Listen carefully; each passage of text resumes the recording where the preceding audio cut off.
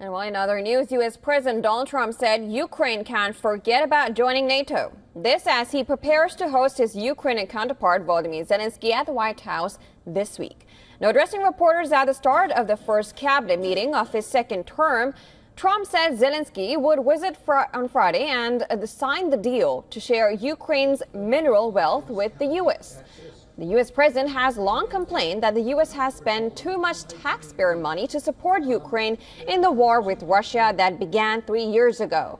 Trump has framed the emerging deal that would give the U.S. access to Ukraine's deposits of the rare earth mineral used in the aerospace, defense, and nuclear industries as a chance for Kyiv to pay Washington for aid already sent for the war under former President Joe Biden.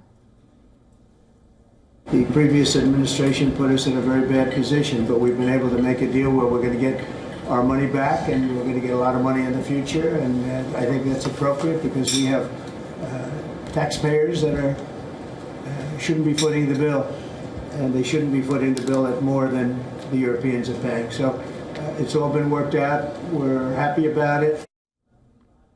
Zelensky said in a news conference early Wednesday in Kyiv that a framework of an economic deal had been reached, but that it did not yet include U.S. security guarantees, which his country sees as vital. Now, Trump, however, said the U.S. would not be providing security guarantees to Ukraine beyond very much, adding that European nations should assume that responsibility due to their geographical closeness. The ocean separating us, so it's very important for Europe, and they hopefully will step up and do maybe more than they're doing, and maybe a lot more. The latest version of the agreement seen by the Associated Press media has said that the U.S. supports Ukraine's efforts to obtain security guarantees needed to establish lasting peace, while it does not spell out any U.S. commitment to provide them.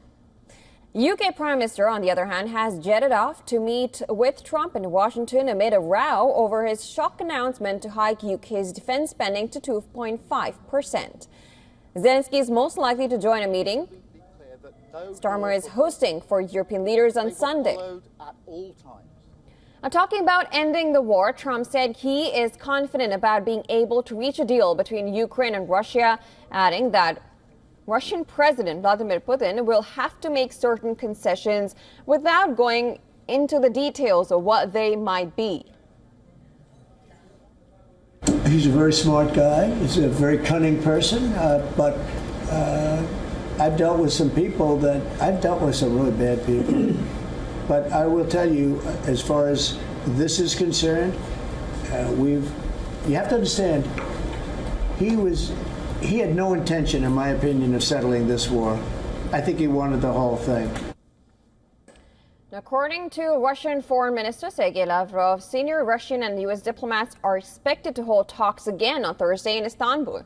The meeting follows talks in Saudi Arabia last week that marked an extraordinary shift in U.S. foreign policy under Trump and a clear departure from U.S.-led efforts to isolate Russia over its war in Ukraine.